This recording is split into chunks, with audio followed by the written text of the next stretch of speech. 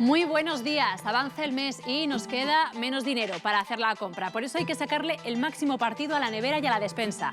Del pan duro a la fruta muy madura, pasando por las pieles y restos de verdura y hasta la raspa de pescado. Todo lo vamos a aprovechar. Siempre que la comida esté naturalmente en buen estado, a ver si nos vamos a poner malos. Porque las bacterias siempre están al acecho y no hay que jugársela ni con las conservas abiertas, ni con los alimentos frescos, ni con los cocinados que están poco hechos. Y no queremos una gastroenteritis. Que la comida nos tiene que sentar bien, nos tiene que llenar de energía, como este delicioso postre de Marta, el pastel de queso que no lleva queso. Una tosta así de rica con yogur griego y frambuesa, la tentación más sana. Para disfrutar comiendo y no darle vueltas en la cabeza como pasa cuando te obsesionas con algo, y hay que saber borrar esos pensamientos, borrar malestar y escribir bienestar, que la salud es lo más importante. Salud y dinero para comprar los alimentos que nos dan salud, mirando por igual lo que cuesta y lo que alimenta, y más con lo caro que está todo. Por eso hay que saber comprar mirando bien la fecha en el envase, la de caducidad. Y la de consumo preferente, que no es lo mismo.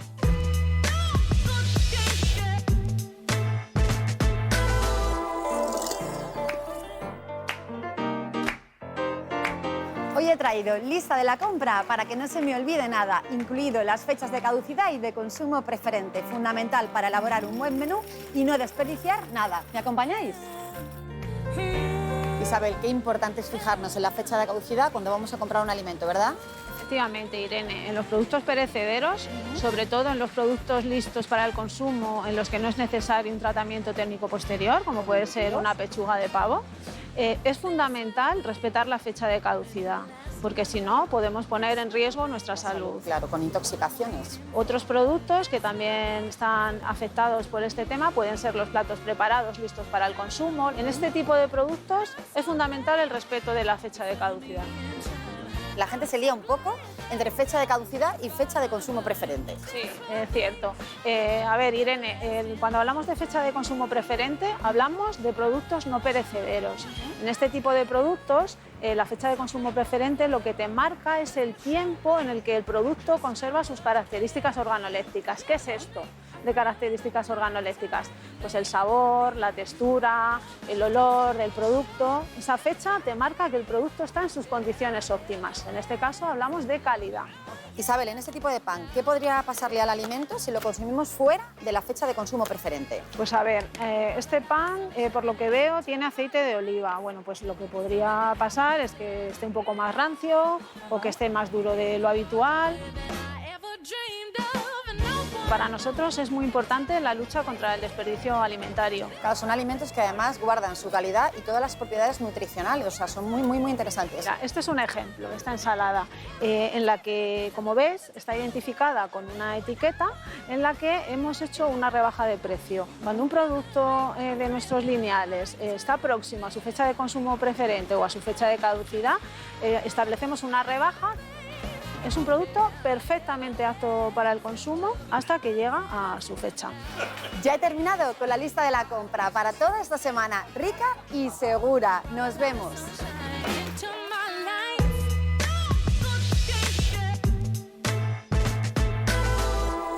Saber comprar es saber comer y también saber vivir, aprovechando la comida para tirar lo menos posible.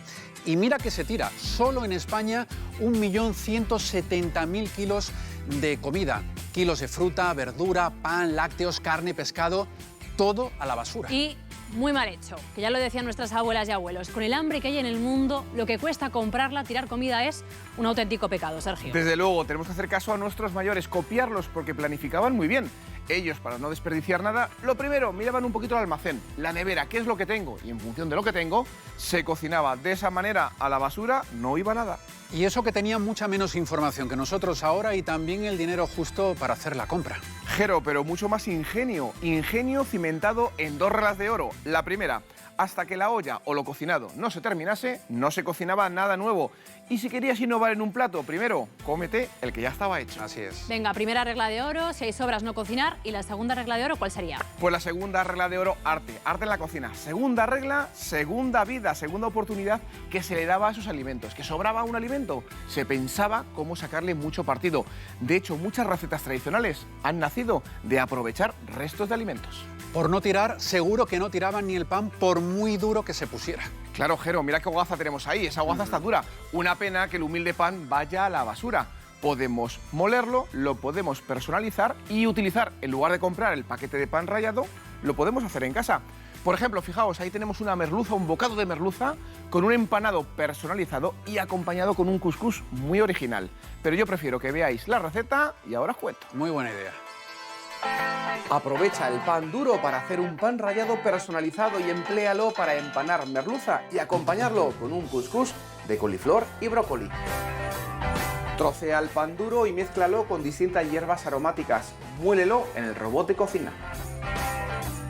Raya finamente el brócoli y la coliflor simulando un falso cuscús. Pica finamente el ajo y sofríe con aceite de oliva. Incorpora el brócoli y la coliflor y mantén unos minutos a fuego medio. Salpimienta un lomo de merluza, pásala por huevo batido y empánala con nuestro pan rallado aromatizado. Fríela hasta resultar crujiente. Sirve el pescado caliente acompañado con el cuscús de brócoli y coliflor. Y si hemos hecho mucha cantidad de pan rallado, ¿cómo conservarlo?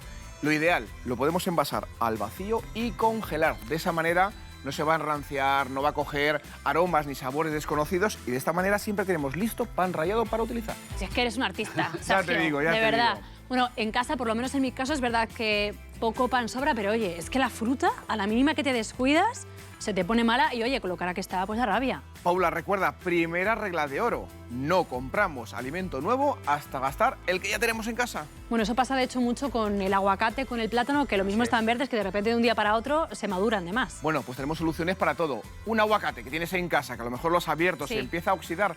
¿Por qué no convertirlo en un helado de aguacate y yogur y utilizarlo para aromatizar, acompañar y aderezar una ensalada como la que tenemos ahí? Y así dura más. Así dura más y el sabor va a estar espectacular. No os perdáis ese truco. Convierte esos aguacates demasiado maduros en un helado de yogur y aguacate ideal para acompañar tus ensaladas. Pela y trocea la carne del aguacate, envásalo y congela. En la trituradora mezcla el aguacate congelado, yogur, sal, pimienta y tritura hasta obtener un helado express. Pela y lamina finamente la zanahoria, corta en juliana la lombarda. Lávala con agua caliente para suavizar su sabor. En un bol añade la zanahoria, la lombarda y hojas tiernas. Para la salsa emulsiona mostaza con miel, aceite, sal y pimienta. Sirve la ensalada, acompaña con el helado de aguacate y salsea con la emulsión de mostaza. Fijaos, hemos aprovechado todas las hortalizas que teníamos por casa y con ese yogur hemos conseguido un aderezo. Vale para el aguacate, para el mango o también para la papaya. Hay que sacarle el máximo partido a todas las frutas y si podemos comerlas con piel, mejor todavía porque son más nutritivas, Sergio. Mucho más fibra y además bien lavaditas, sin ningún problema. De hecho, fijaos qué planazos traigo, o qué platazo diría yo. Y curioso. Todos son mondas, son pieles. Ahí tenemos de berenjena, de patata, de calabacín, de ¿Pero no son zanahoria. desperdicios? Claro, aparentemente es un desperdicio, pero como en este programa hacemos magia y nos gusta sacar el máximo partido, fijaos esas pieles en qué aperitivo se va a convertir. Voilà. No tires las pieles de las hortalizas, dales una segunda oportunidad y elabora una tempura al curry. Pela hortalizas como patata, calabacín, zanahoria o berenjena. Sumérgelas unos segundos en agua fría. Déjalas secar sobre papel de cocina.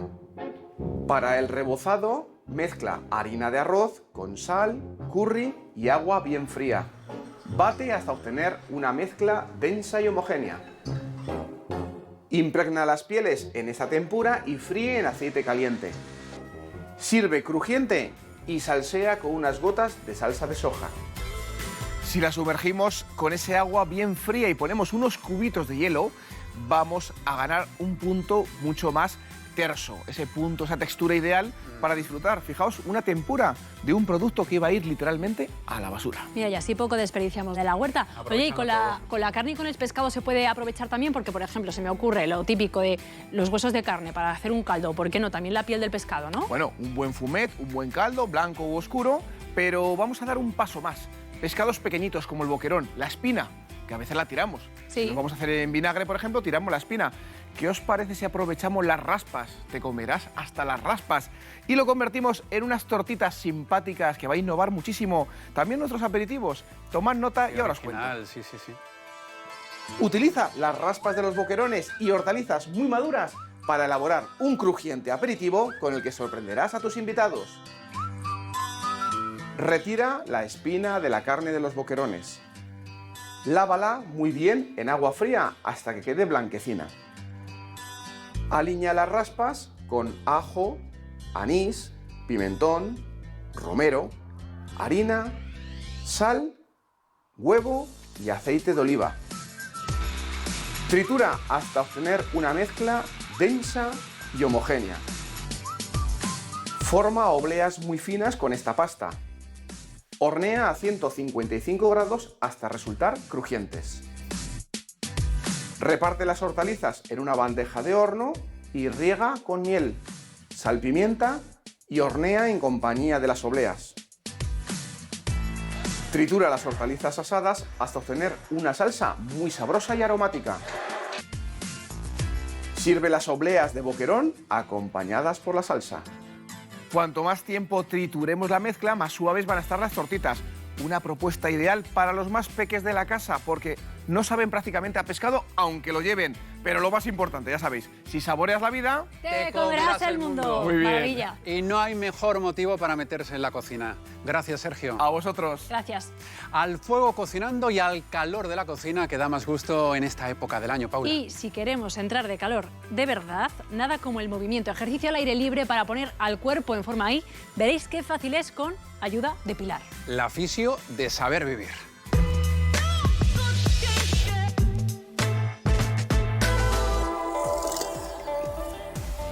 El frío no es ninguna excusa para no hacer deporte.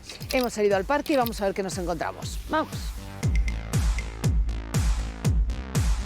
Tenemos una cuesta estupenda, con unos banquitos y unos árboles. Para entrar en calor vamos a subir y bajar la cuesta, aumentando la velocidad dependiendo de las posibilidades de cada uno.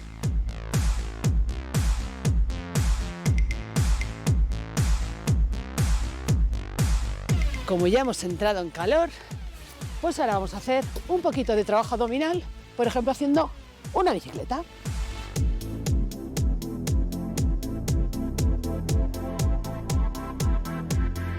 Y ahora, para finalizar, nos vamos a un árbol y podemos hacer pues unas variaciones de flexiones en paralelo, abiertas, como cada uno quiera. Trabajo de brazos y de espalda.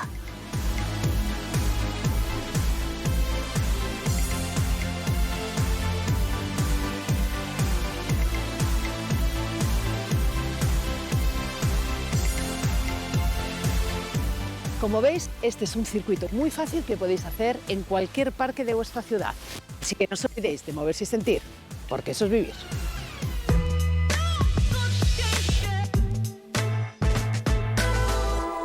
El ejercicio, como la comida, nos tiene que sentar bien. Ni dolor después de moverse, ni mala digestión después de alimentarse, como pasa cuando un alimento nos sienta mal por culpa de las bacterias malas.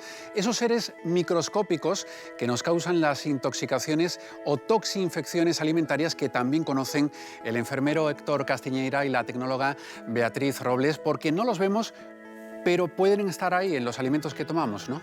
Por supuesto que sí, Jero, pueden estar en cualquier alimento que no esté correctamente higienizado. Los microorganismos nos rodean nuestra vida. Estamos rodeados de virus, de bacterias, de hongos, de las toxinas que producen estas bacterias y estos hongos y que no podemos detectar a simple vista. Y además, ojo, porque el alimento puede estar contaminado y, sin embargo, no oler mal, no saber mal y tener una apariencia perfecta. Claro, nosotros no lo vamos a detectar, pero quien sí lo va a detectar si no nos lo comemos es nuestro organismo, especialmente y en primer lugar nuestro sistema digestivo. Se va a producir lo que la conocida como gastroenteritis, porque se va a inflamar esa mucosa del estómago, se va a inflamar la mucosa del intestino, nuestro cuerpo va a enviar un montón de leucocitos, de células de defensa a luchar contra todos esos microorganismos. ¿Y qué va a pasar? ¿Qué vamos a sentir? Pues esa gastroenteritis, vómitos, diarrea, náuseas, hinchazón abdominal. Eso que cuando comemos algo que dices, me ha sentado mal. Eso puede ocurrir al consumir cualquier alimento contaminado, pero imagino, Beatriz, que sucede más si lo tomamos fresco y natural a que si está envasado en conserva, ¿no? En principio sí, Jero, porque claro, las conservas industriales tienen un procedimiento estandarizado, diseñado específicamente para destruir las bacterias y sus esporas, que son formas de resistencia que aguantan temperaturas muy elevadas. Si está bien fabricada, como pasa con las conservas industriales, y bien conservada, son alimentos completamente seguros. Dices que esté correctamente fabricada y conservada. ¿Y cómo sabemos que lo está antes de abrir la conserva, Beatriz? No siempre vamos a tener pistas, pero si aparecen, tenemos que desechar la conserva sin ninguna duda. El principal problema que aparece en las conservas es que pierden la hermeticidad, pierden la esterilización. ¿Y cómo ocurre esto? Porque hay una pequeña apertura, se pierde el vacío, entra oxígeno, entran microorganismos. Esto se puede detectar, por ejemplo, si la conserva está golpeada o agrietada, que parece que no sale líquido, no sale alimento, podemos llegar a pensar que está en perfecto estado. Sin embargo, puede haber micro roturas que hacen que penetren los microorganismos. Si está golpeada, debemos desecharla, es que ni la abrimos. Clarísimo. ¿Y qué pasa si vamos a abrir la conserva? Por ejemplo, abrimos y se abre súper fácil, no hace el característico plop, no nos ha costado nada abrirla. Precaución. Y sin embargo parece que está bien. La desechamos. Por supuesto, si al abrir encontramos cualquier olor, color anormal, burbujas, turbidez, también la desecharíamos, tanto en botes de cristal como en conservas. También puede ocurrir que vayamos a abrir y oigamos el plop. Eso es una buena señal. Si no oímos el plop, sería una mala señal. Si está abombada, por ejemplo, una mala señal. Si está bombada la lata, también es una mala señal. Todo esto son pistas que nos dicen que tenemos que desechar la conserva. Es una pena, yo lo sé, pero es que el riesgo es muy elevado. Efectivamente, y si hablamos de enfermedad y de conserva, nos estamos refiriendo al botulismo, ¿no, Héctor? Correcto, y es que el botulismo es la intoxicación más frecuente por consumo de conservas en mal estado. Digo de intoxicación porque estamos hablando de una toxina, y es que es una toxina la que las causa, la toxina que generan las bacterias del botulismo. Comemos la lata, no nos vamos a enterar, no vamos a notar nada, como nos decía Beatriz, pero en cuanto ingerimos ese alimento, a las 12:36 horas aproximadamente después de ingerirlo, vamos a empezar con los primeros síntomas gastrointestinales. Algo pasa, ya no nos encontramos bien.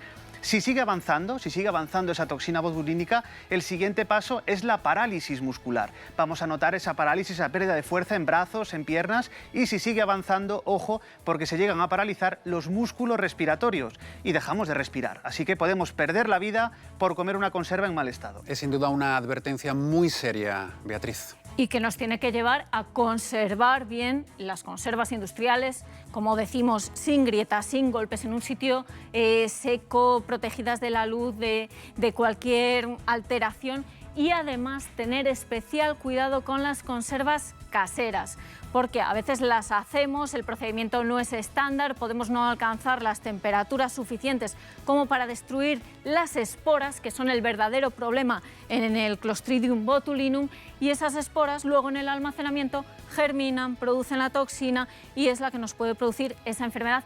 E insistimos, la toxina no se puede detectar, no va a haber ninguna alteración en el alimento y el riesgo es altísimo y gravísimo. Siguiendo estas pautas tenemos una conserva bien segura antes de abrirla, pero ¿y qué pasa si dejamos una conserva abierta a medio gastar, Beatriz? Pues en ese caso hemos perdido la esterilidad, ya se ha puesto en contacto con el medio exterior, ha entrado oxígeno, puede estar en contacto con microorganismos y tenemos que tener especial cuidado. ¿Cómo lo hacemos? Manteniéndolo siempre refrigerado, consumiéndola en un plazo máximo de unos 3 días y no meter directamente la lata, lo que queda en el frigorífico. Vamos a pasarlo en un tupper, lo tapamos bien y de esta manera ni se contamina ni contamina otros alimentos. Esa es la forma prudente de hacerlo.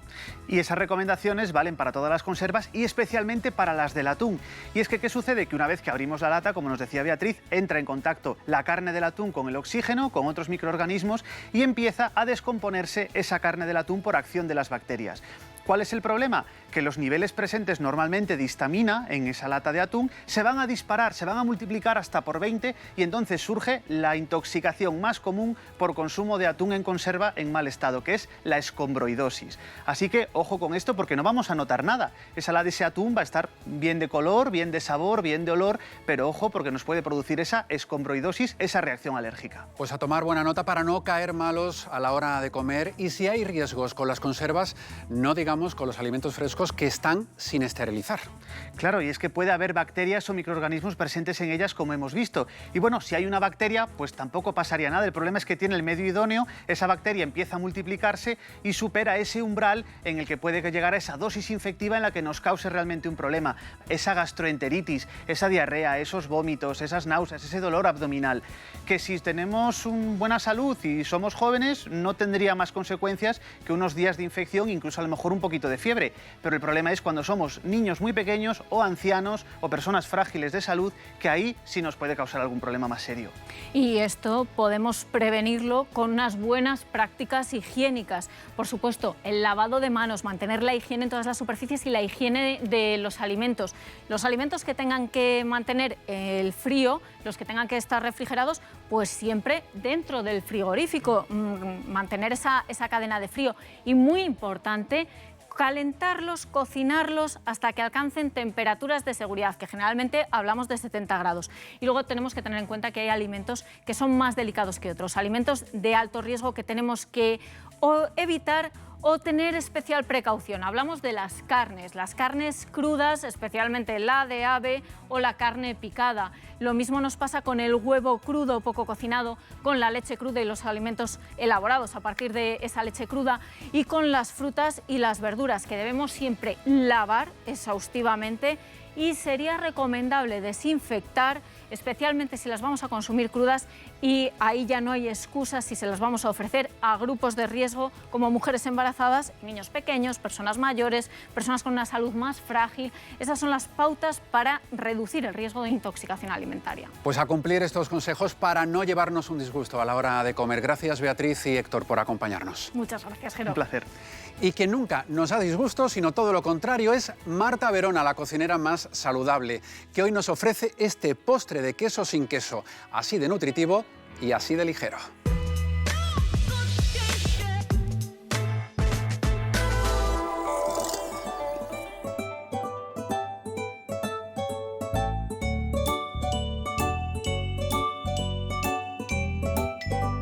Amantes del cheesecake, hoy os traigo una delicia, tostadas de cheesecake saludables y en versión express.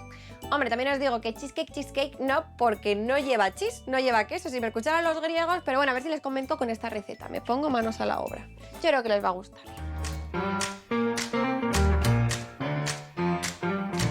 Los ingredientes que necesitamos son, para el relleno, un yogur natural griego, un huevo y una cucharadita pequeña de miel.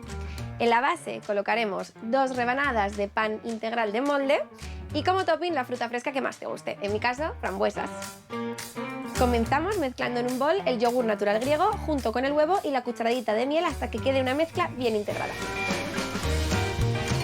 Sobre una bandeja de horno forrada con papel sulfurizado, colocamos las 2 rebanadas de pan de molde integral. Con ayuda de una cuchara vamos a aplastar el centro para dejar hueco, porque ahí verteremos la mezcla anterior, un par de cucharaditas de esta crema de yogur, huevo y miel, y como topping colocaremos las frambuesas.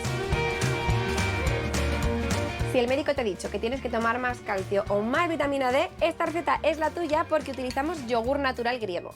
No hay que tener miedo a la grasa láctea porque en ella se encuentra la vitamina D, que es la mejor amiguísima del calcio. ¿Por qué? Porque en nuestro intestino tenemos puertecitas por donde entran los nutrientes, pasan a la sangre y el calcio, que son estos nutrientes, ¡pum!, entra en nuestros huesos. Pues bien, la misma puerta de entrada que tiene el calcio, la tiene también la vitamina D. Así que cuando consumimos a la vez, como en el yogur natural griego, vitamina D y calcio, ¡pum!, entran juntos al torrente sanguíneo y fortalecemos nuestros huesos. Nos llevamos el conjunto al horno a 190 grados durante 15 minutos y ya estamos listos para disfrutar.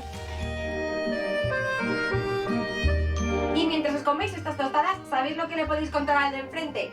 Que resulta que se cree que el origen de la cheesecake está en la antigua Grecia, porque lo tomaban para cargarse de energía antes de los Juegos Olímpicos. no creo que haya ningún jugador olímpico viendo saber vivir. Si es así, suerte. Para el resto, esta tarta es saludable y está deliciosa. Ama. Si los griegos levantaran cabeza.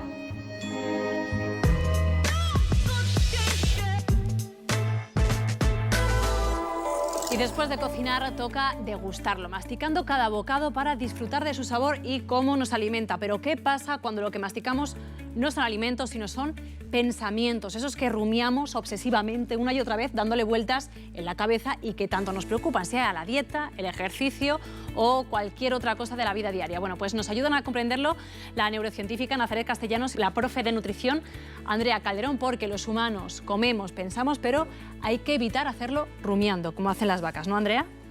Claro, y es que los animales que son rumiantes lo son por necesidad biológica, porque son herbívoros y además tienen un estómago poligástrico. Entonces ellos dan un bocado, va directamente a una parte del estómago y luego vuelve a subir y es cuando ya lo mastican, lo tragan definitivamente y se va a otra parte del estómago. Y es ahí cuando ya hacen el proceso de rumiación, la digestión completa. Tienen un sistema digestivo muchísimo más complejo que el de los humanos. Pero es que a ellos no les preocupa, porque su sistema mental es mucho más simple. Los humanos estamos totalmente al contrario. A nivel digestivo somos más sencillos, pero a nivel mental es donde sí que tenemos esos pensamientos rumiantes, sobre todo muchos relacionados con la comida, con lo que me he comido y creo que no me debería haber tomado, o con lo que he comido y no me siento bien por haberlo hecho. Nazaret. Pues mira, parte de lo que decía, ¿no?, Andrea, que somos mucho más complejos mentalmente, se basa en que tenemos dos tipos de mecanismos en el cerebro. Por una parte están los mecanismos que son voluntarios, es decir, que yo controlo con mi voluntad, por ejemplo, un pensamiento dirigido, si me pongo a pensar en algo, me pongo a planificar qué es lo que yo voy a hacer, y otros son los mecanismos que son involuntarios. Los mecanismos involuntarios surgen sin mi voluntad, ¿no? Entonces son algo que emerge en nosotros. Dentro de esos mecanismos involuntarios está la rumiación, el diálogo interior, esa loca de la casa, ¿no?, que nos decía Santa Teresa, que es ese diálogo que es incesante, que entra en bucle en nuestro cerebro, pero que debemos reconocer que es involuntario.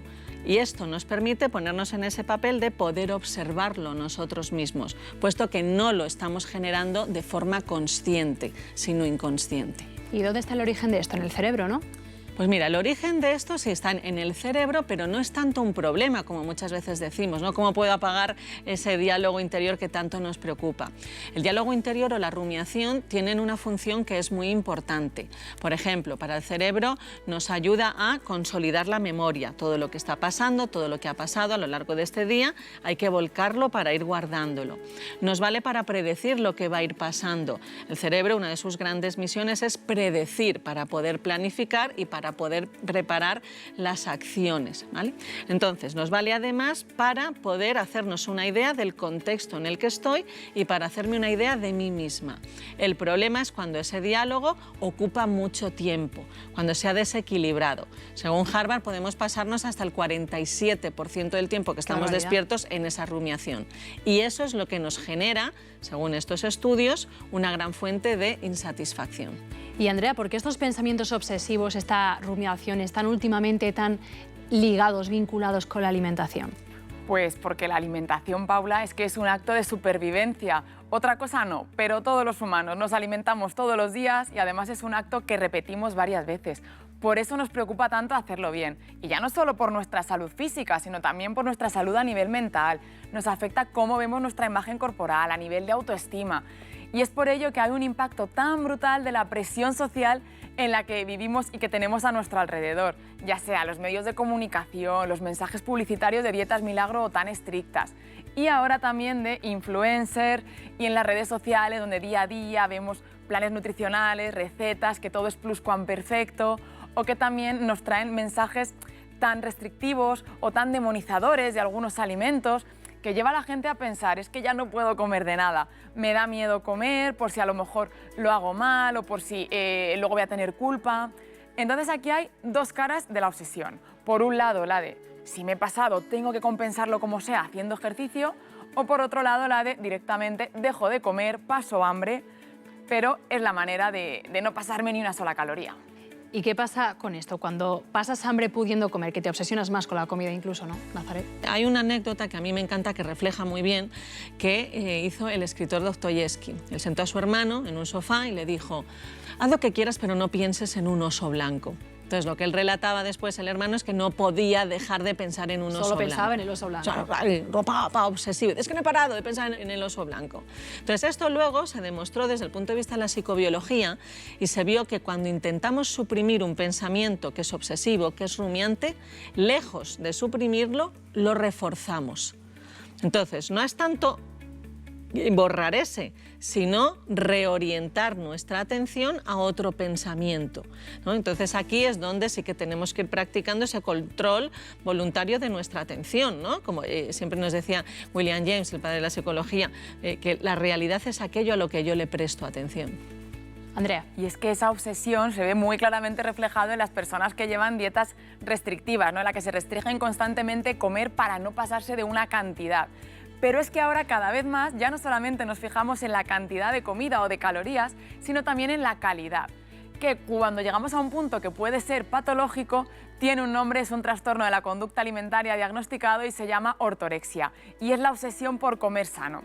¿Cómo se advierte? Pues personas que planifican muchísimo todo lo que van a comer, si van a salir por ahí a tomar algo, miran qué es lo que van a poder comer para que asegurarse que sí o sí vaya a ser saludable, miran también al milímetro todas las etiquetas nutricionales de los alimentos, en cuanto tiene un poco de azúcar o de grasa, directamente desterrado, en cuanto hay un alimento que tiene fama de que engorda, como la pasta, directamente fuera de su dieta.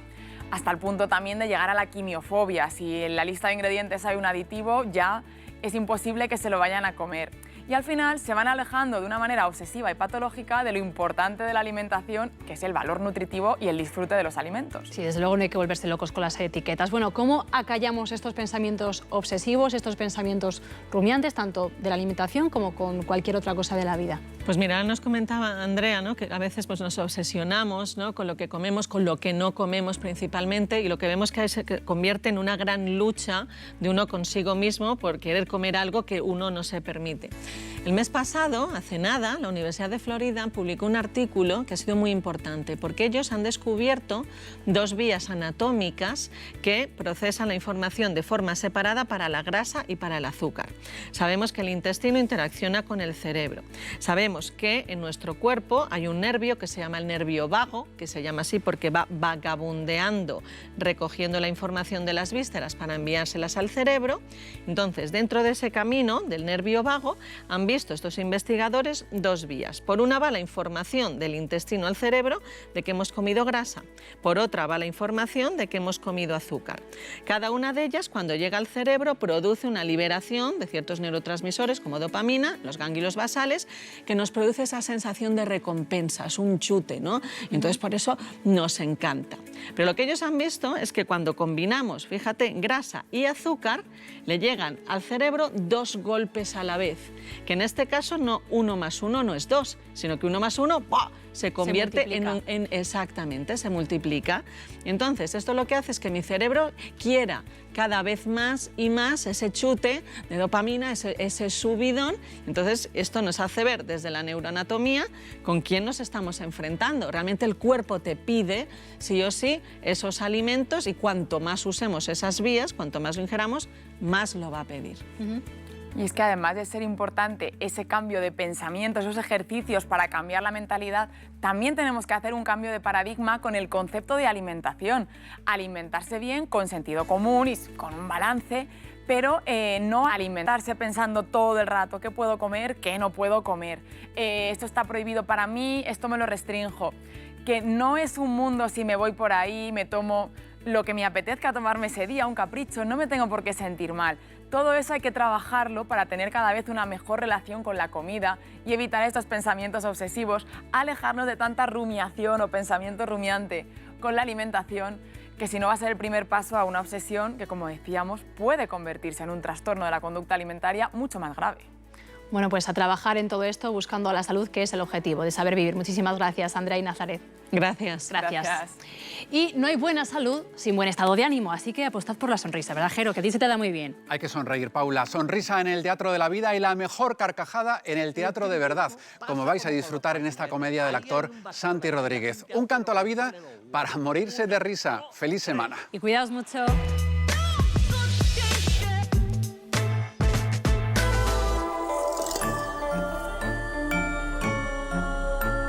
Estoy hasta el papo de ser la niña en la curva.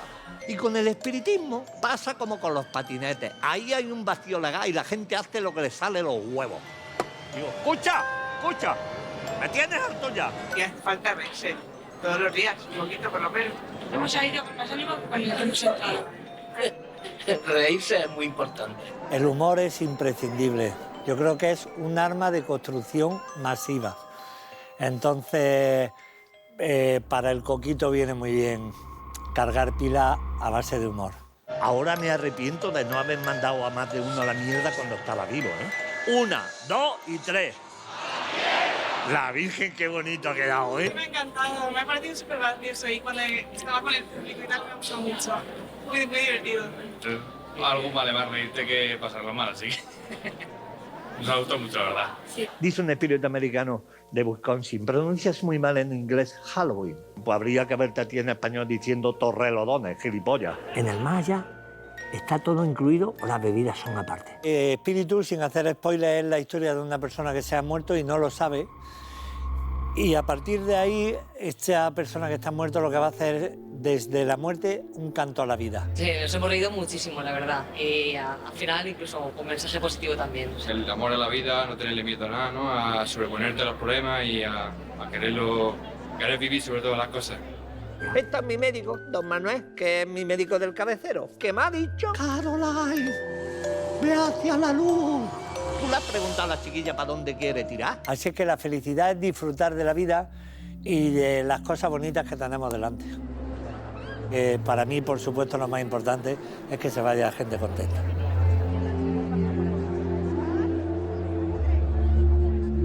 Espíritu, una comedia para morirse de risa.